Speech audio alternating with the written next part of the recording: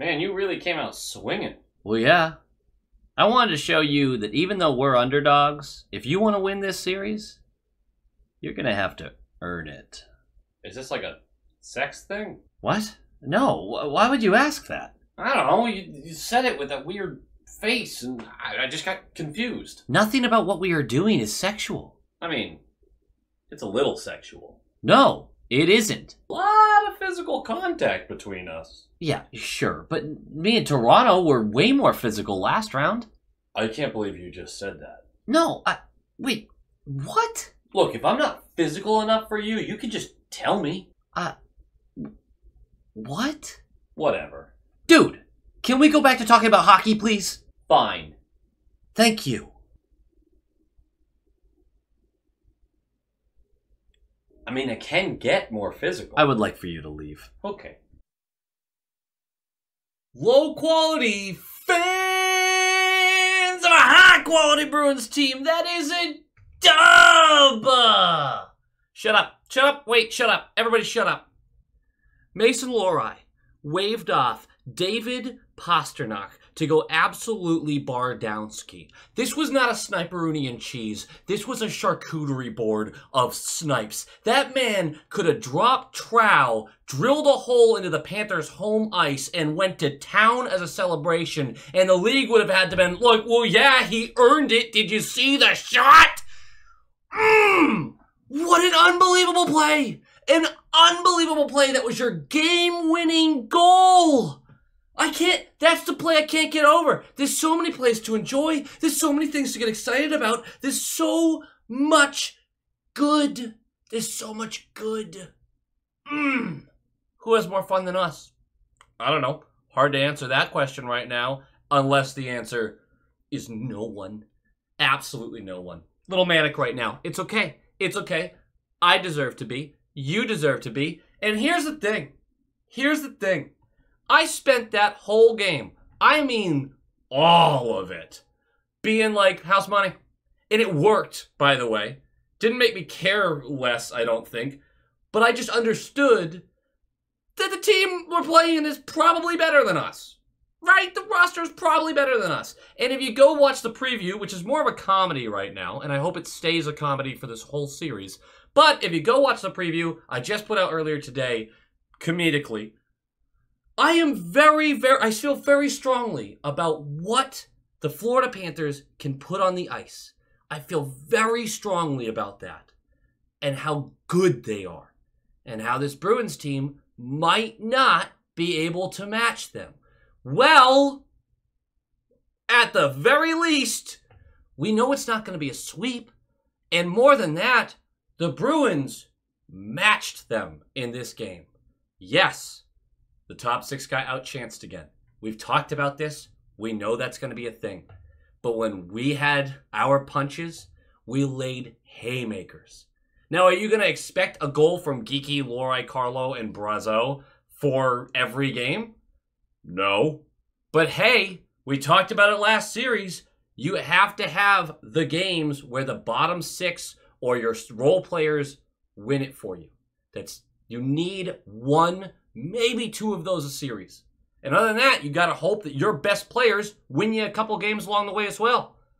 Check off a game that was up to the role players. And Swayman, by the way, who is not a role player. Holy crap. What did he finish with?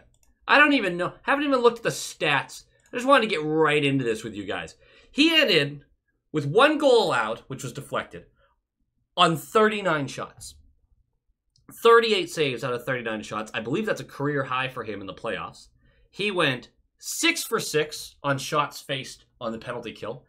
And he had a .974 save percentage, which you might have already guessed from the 38 saves on 39 shots, but I'm not that good at math, and I'm betting that most of you aren't either to just pull that percentage out of your butt. .974. He's getting better. It's terrifying. Just terrifying. Oh my goodness. Oh my goodness. And look, Panthers fans can point to whatever they want to. The Bennett injury, sure.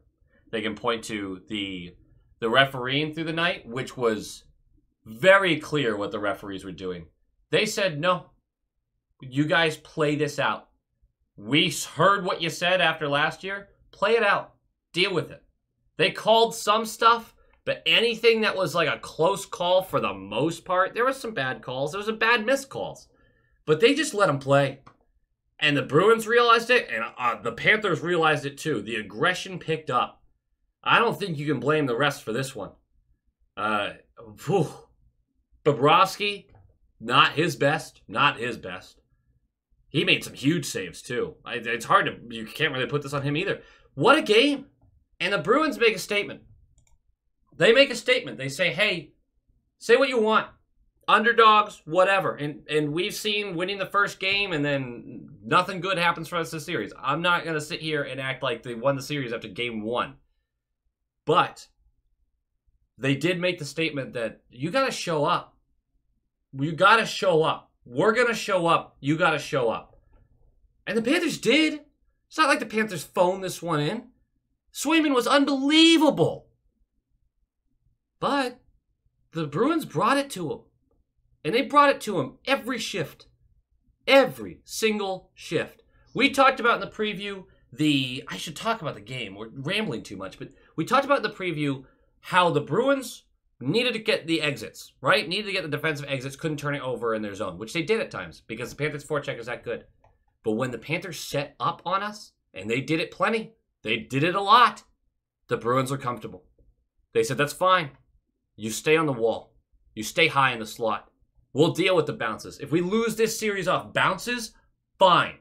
Fine. That's hockey. But we're not going to lose this series by giving you inside ice the whole time. You're going to have to earn that. And the lineups actually were a big part of that, I think. Because the lines are as follows. Marchand, Coyle, DeBrusk, Zacha, Geekie, Pastrnak, same as Game 7. Van Riemsdyk, Frederick, Brazeau, same as Game 7. Beecher, Brown, Maroon. I think they brought up Brown because they thought he could do a better job in the faceoff dot than Boqvist is doing. Boqvist, I don't think, it might be maintenance. I haven't heard anything about him having an injury keeping him out. I think he was scratched. I might be wrong about that, but I haven't seen anything about Boqvist being like injured.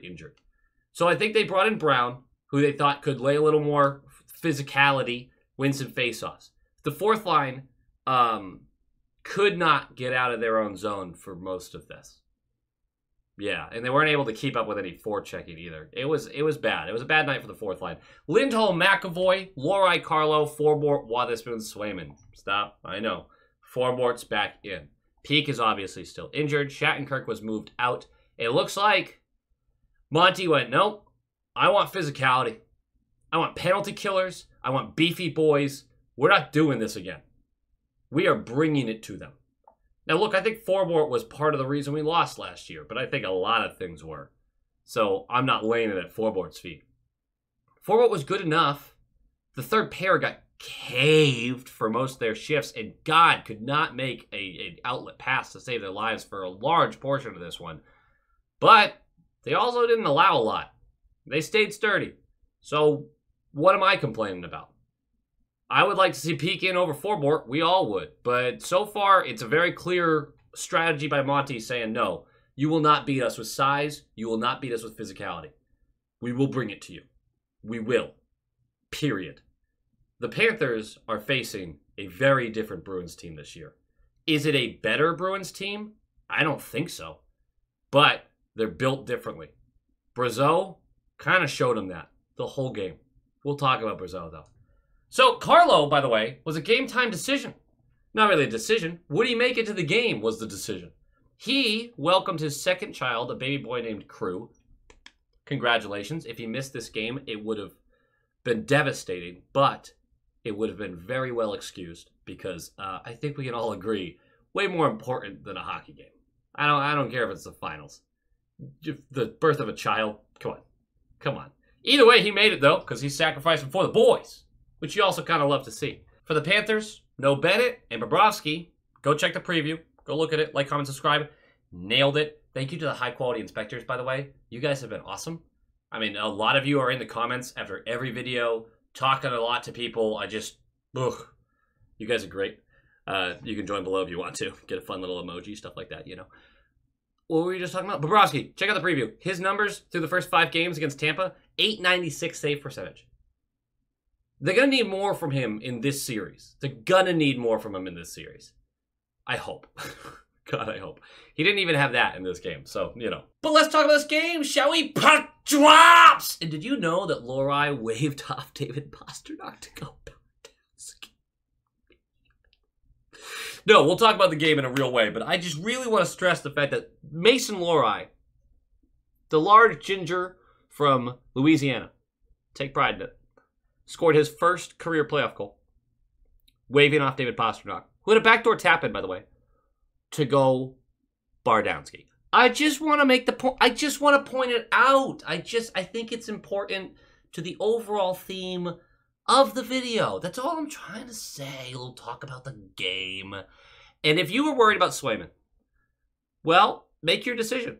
Because early on, a shot from the right circle in transition from the Panthers goes far pad. And Sway makes a save, but gently kicks it right into the slot, where I believe Lundell is there for the open net, and somehow Swayman is able to get enough of the second attempt to keep it out. Two trains of thought here. One, Swayman's awesome. Two, why was the rebound that bad? And the rebounds were that bad most of the game, and the defense did an excellent job in front of Swayman. That being said, even when he gave it the rebound, he made the second save too. Swayman's been really good. And maybe not every single fundamental is exactly how you want it. Nobody's perfect. But you can't argue with the results right now. You simply can't. And you simply, with how much it's going, you can't say it's luck either. The guy is insane. So was it a good sign or a bad one? I'm going to take it as a good sign, especially with the way the rest of the game went. Anyway, midway through this one, about 9:30 left, Brown is going to go for holding. We're going to the penalty kill. I was really annoyed because I didn't want Brown in the lineup. But this call was what you would refer to as a little weak, because they were both holding each other and threw each other to the ground. Either way, Brown does go over on top and pulls him down with his collarbone. So we're going to go to the penalty kill. And we do kill it. And then 7 minutes left of the first period, it's a bad turnover by Ekblad, who was horrendous in this game. Ekblad was the worst player on the ice, debatably. He was directly involved in multiple goals against. Not great, is all I'm saying. Anyway, he just gives it away to Pasta, who has momentum towards the net for a 1v1 against Bobrovsky. And Bob saves it 5-hole. Hey, I don't know what to expect from Bob in this series. And through the first period, dude was insane. I don't know if he was lucky or what. He made, 6 different saves that were like, how the hell did that not go in? Awesome. Awesome first period by him. 5:30 left. Lohrei, a pinch in the neutral zone, loses sight of the puck in the process. This isn't a big play. This is a play that you probably watched and went, okay. But he loses it, spins his head around, immediately starts skating back towards our net. And I want to point something out here, because that's in the neutral zone. He pinched up to make a play. As soon as he lost sight of that puck, back the other way. That is a play that Mason Lohrei does not make a couple months ago. A couple months ago, he stops, he's looking around, he's still getting active with the stick. He is growing into this role. Sending him to the AHL was such a great decision because he got to play 20-something minutes a night with a coaching staff that could specifically zone in on his flaws to improve him, rather than only focus on the results he's getting. I'm not saying Monty doesn't do any sort of improvement with these players, but I am saying he doesn't have the time to deal with a lower amateur level, right? There is a reason that there's levels to these. Monty has to focus on the strategy and the little things, because he has to expect everyone in the group to be professional. I think if you look at the field that you are a professional in, you can agree that when there's someone real new, you don't always have the time to coach them up. You need somebody else to take the reins on that, get them where they need to be, and then you can direct them where they need to go. Sending him to the AHL was brilliant. It was perfect. It was exactly what he needed, because he is making plays he didn't before. And yes, he's going to make mistakes still, but the progress is absolutely there, and it's there upstairs, which was one of our biggest concerns, and sometimes that takes a long time to come around. Either way, great play by him. 59 seconds left, a tremendous shift with some unbelievable Bob saves. Ends with a Reinhart penalty. We're going to go to the power play. We have a minute more of the power play in the second period. It's not a great PP. It's not a great PP. The PP has really cooled off, but hey, we'll worry about that next game. 9 minutes left of the second period. Kulikov cross-checks Dubrowski into Bobrovsky. And Lorai is dancing with the puck behind the net and comes up around the goal line and tries the sharpest of angles. It goes far post and out with Bobrovsky down. And Panthers fans are going nuts about this. And as soon as the replay shows up top, the ref you suck chants go dead quiet. Because they're like, oh, yeah, Kulikov kind of just probably deserved the call on that one. So we'll just all, hey, look, they watched the replay. Real time's hard to get it. They watched the replay, they changed their stance. You got to respect that. And then 45 seconds later, such a kick in the balls. And not because of the missed cross-check on DeBrusk or anything like that. That's a play that doesn't get called all the time. But it's a bad play by McAvoy as he tries to feed Beecher in our zone, off the wall, but it's behind him. And he just gives the puck right over to Barkov, who now has time and space and numbers. And he's going to feed this over to Tkachuk, who's on the right side of the slot. He's going to hammer this on net. It goes off of Lindholm, far away from Swayman, but it adjusts the shot enough that Swayman was reading it a different way, and it beats him blocker side. And it's 1-0. And it really is a kick in the balls, because this has been a great hockey game. But because I've been so relaxed playing this team that I think is a better roster, I didn't say better team, a better roster, I went, bah, all right, let's see how it goes. I can't even explain how calm I was. It's weird, man. It is weird. And it paid off, because a minute and 7 seconds later, and I know McAvoy's been rough. I'm not going to spend a lot of time on McAvoy. I was expecting him to shake off whatever is going on with him, because it just hasn't been good enough. It just hasn't been good enough for these playoffs. 1:07, or a minute and 7 seconds later, a nice shift by the Geeky line, who had a good game, by the way. Ekblad tries to clear it up the left wall. You're going to hear his name a couple times. And Geeky is there. It bounces off of him into the high slot where Pasta is waiting. Pasta collects, whips it down to Zacha, who's screaming towards the net in the left circle. It's not a great choice, because Zacha's angle and Bob's aggression, Zacha gets the puck and just collides with Bob. Bob goes down, but he makes the initial save. Puck's still loose. Geeky's there first. Flips it right over him. It's 1-1. The response immediately to a goal like that, you feel good about it, obviously. And then the Bruins are going to ruin it, because 6 minutes left, Bruins go for too many men. Again. What the hell is wrong with this team and counting, man? I know there's a lot of different reasons for it, but that's not good enough. This is our 4th too many men of the playoffs. It's just not a penalty that should happen that often. It's just not. We kill it. 3:43 left. Talk about being due. I think I already explained this play. We kill the penalty. The shorthanded crew, Frederick, get the puck deep. And Geeky, along with Frederick, create enough havoc to prevent an easy exit. And Wotherspoon has it on the right side. He stops the puck from getting out. He whips it around the boards. By the time it goes all the way around, Lorai is pinching. Wotherspoon came all the way across to be there as a stopgap for him. Zacha is right there as well, who is also coming back to cover. If this bounced the wrong way to a Panthers player, then the entire other side of the ice is open. They could chuck it to space, and if they've got somebody with speed on the ice, that's a breakaway. But it didn't happen that way. Lorai knocks down the clear, or not the clear, but the wraparound. It goes to Zacha, who bumps it to Wotherspoon, who sends it right back down to Lorai, who's just at the bottom of the left circle. And as I mentioned, and this picture's blurry, but do your best with it, he waves off a backdoor tap in from Pasternak to go short side, back bar, and out. This wasn't a sniperoonie and cheese. This was something elated. This was angelic. This was unbelievable that he did this. I cannot stress how much I loved this moment. 2-1. And Lorai's breaking out party, coming out party, however you want to refer to it, a lot like McAvoy's. McAvoy got tossed into a playoff series and looked great. Lorai obviously spent some time with the team this year, but tossed into the playoffs and has looked great. I'm not saying Lorai is going to be McAvoy. Offensively, I'm hoping he's going to be better. But Lorai is on a trajectory that you can kind of get excited about right now. People are talking about buying jerseys. It's me. I'm talking about buying jerseys. 21 seconds left. Poor late game coverage. This was a backbreaker for the Panthers. But it's poor late game coverage as Frederick gets in a foot race for a cleared puck into the Panthers zone.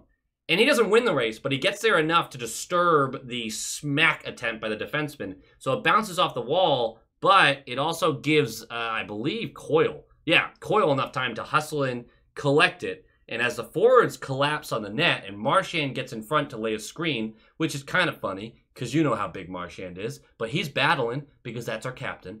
Coyle is going to go across the ice to Carlo, who is on that right circle, who's going to go literally Bardowski, Sniper-Rooney, and jeez, high glove.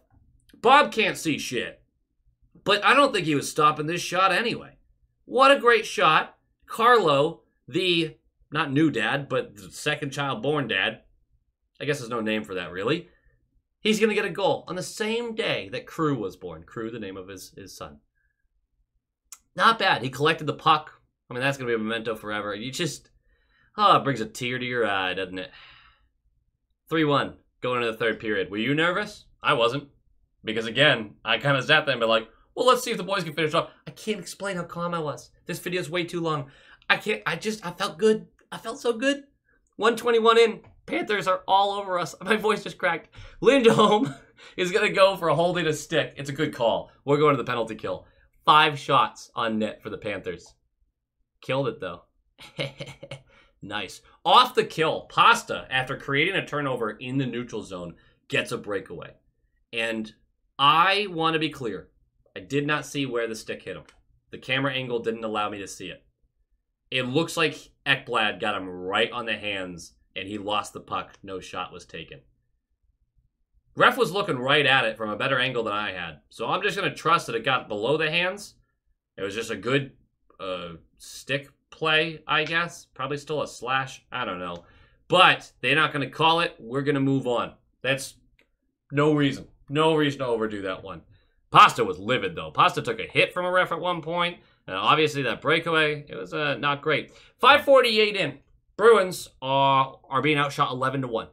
And Monty does something that we wish we'd see more often. Calls a timeout. Settles them down. Has a lot to say during it, but settles them down. And then 7:12 in, not even 2 minutes later, an excellent defensive exit. Lohrei whips it up the boards past Kachuk. JVR is there to bump it past Forsling, who's pinching. Ill-advised pinch because Ekblad doesn't realize what's happening here fast enough. It gets bumped into the neutral zone. Brazzers is there, and he's just going to take off. He's going to skate faster than I have ever seen him skate, and it wasn't that fast. But it was fast enough that Ekblad couldn't catch up. So, yeah, it probably didn't have to be that fast, but it was fast enough. And he's coming in from the right side, 1v1 versus Bob, quickly flicks it to his backhand, and then pops it over the spread eagle pad of Bobrovsky, and it's 4-1. That felt over. And Florida is complaining because Lohrei got Reinhart with a high stick right after that clearance. But Lohrei collides with a referee, and it looks like the referee colliding with him pushed the stick up into Reinhardt's face. I don't know what the rule is there. I could see a referee being like, no, I can't call that. I was the one who technically high-sticked him. I don't know. Either way, 4-1. 5:30 left. Bob gets pulled. Panthers haven't had a shot on Swayman for over 6 minutes. How often do we get to say that? Feels like so often it's on the other end of that one. 3:22 left. Jakey gets an empty net. Love to see Jakey on the score sheet, even if it's just an empty netter. And there's a late power play and a 4v4 and all that good stuff. It's pretty funny when they do the power play because Maroon, Brazzers, Lohrei, Wotherspoon are all on it. I forget who the fifth guy was, but that was just kind of funny. And it's a 5-1 final. And the game notes are simple. Pasta worked his ass off that whole game. Did he have a ton to show for it? No. He's going to get double-teamed every time he touches the puck. We get that. But if he stops working, everything gets way easier on the other team. Pasta was awesome tonight. Awesome. I don't know how to stress that without having points to point to, because usually that's what language everyone speaks. But he was great. Lohrei was awesome. He waved off David Pastrnak on a backdoor tap-in to go Bardowski. Not sure if you might have skipped that part, but he did that, which was really cool. It was really cool. I want to cry. Brown, the fourth line got way worse with Brown on it. So he did enough. Like, we won the game. I'm not losing my mind, but weird choice to put him in. Special teams, power play's gone cold. PK stays hot. Excellent penalty killing. Yeah, they allowed plenty, but Swayman's part of the penalty kill, and the rebounds were cleared out with speed, elegance. Yeah, not a lot of failed clearances on the PK. There were some, but not a lot.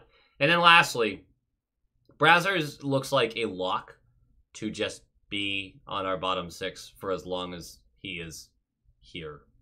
That sounds dumb. I would re-sign that guy in a heartbeat. I mean, I'm just keeping him around. He knows he's not going to make a lot more than league min, but boy, oh boy, he is a third-line stud for us right now. And when you want to talk about built for the playoffs, doesn't have the foot speed, but I mean, Florida doesn't really have the game like that. And the fact that Florida plays a man defense rather than a zone or some sort of hybrid of that, they play strict man for large portions of it. Ooh, it just feels like there's way more space out there.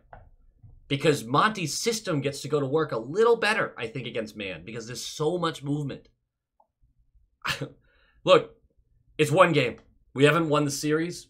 There's a lot left to play. But you couldn't ask for a better way to start the series. Bruins fans get to feel good. They get to feel good. The pressure it doesn't exist like last year did. House money at this point. Let's just see what we can do. Go Bees. Go Bees! And once again, it's time to give shout-outs to those who are keeping the lights on for this channel. We gotta shout out our top line tier to start. Let's start with Erica Poli, Colin Nolan, Len Krusevich, The Bugman, Brock Nope, Hans Slomo, Tiffany Hagel, Chris and Erica, Coach D, The Atomic Lizard, Bradley Johnson, Aaron Adams, Just Aaron, Darren Woodbury, Brett Arney, Pincent, and Nick Zatrullo. You guys and gals are absolute studs.